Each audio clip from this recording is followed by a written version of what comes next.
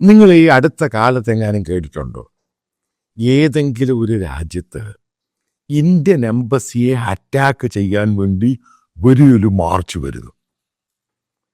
എന്നിട്ട് ആ മാർച്ച് എംബസിയുടെ ഏകദേശം 100-150 മീറ്ററിനപ്പുറത്ത് വെച്ച് വലിയ രീതിയിൽ പോലീസ് തടയുന്നു, ഒരാളെ അറസ്റ്റ് ചെയ്തില്ല.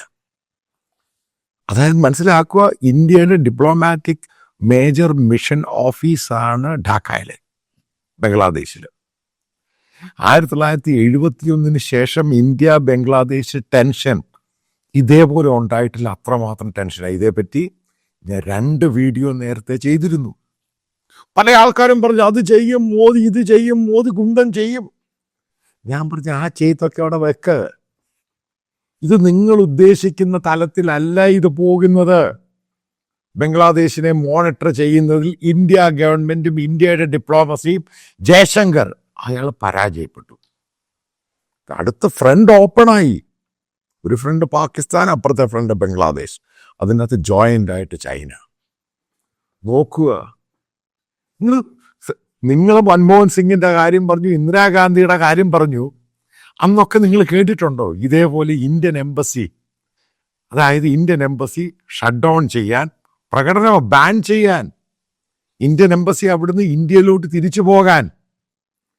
കഴിഞ്ഞ ദിവസം 2 മണി മുതൽ ഇന്ത്യൻ എംബസി ഇന്ന് വരെ, അതായത് വിസ, അതാണ് പബ്ലിക് ഇൻട്രാക്ഷൻ എംബസികളുമായിട്ടുള്ളത്, അത് സസ്പെൻഡ് ചെയ്തേക്കുക.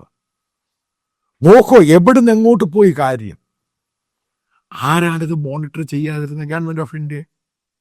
കാരണം ഇതെന്തുവാ, ആ പഴയ മെയ് ജൂലൈയിൽ നേരത്തെ നിങ്ങൾക്ക് ഓർമ്മ ഉണ്ടായിരിക്കും, ഷെയ്ഖ് ഹസീനയുമായി ബന്ധപ്പെട്ട് അതിനുശേഷം ഉണ്ടായ അതേ വലിയൊരു ഇസ്ലാമിക സ്റ്റുഡൻസ് മൂവ്മെന്റ്, ജമാഅത്ത് ഇസ്ലാമിയുടെ ബാക്കപ്പ്. പലപ്പോഴും ഞാനിത് പറഞ്ഞു, ഇത് കാണാതെ പോകരുത്. ഇത് ഭയങ്കരമായിട്ട്, കാരണം അടുത്തൊരു ഫ്രണ്ട് തുറക്കുകയാണ്. പാകിസ്ഥാൻ, എത്ര പാകിസ്ഥാൻകാർ ഇന്ത്യയിലുണ്ട്? എനിക്ക് തോന്നുന്നില്ല, കൂടിപ്പോയി കഴിഞ്ഞ ഒരു 100 പേര് കാണും, അല്ലെങ്കിൽ 150 പേര് കാണും ഇന്ത്യക്കകത്ത് കറണ്ട്ലി. അതേസമയം എത്ര ബംഗ്ലാദേശികൾ ഇന്ത്യയിലുണ്ട്? 2.5-3 കോടി ബംഗ്ലാദേശികൾ ഇല്ലീഗൽ ഇമിഗ്രൻസ് ഇന്ത്യക്കകത്തുണ്ട്. മനസ്സിലാക്കുക ഡേഞ്ചർ. ചെറിയ സംഭവമല്ല ഇത്.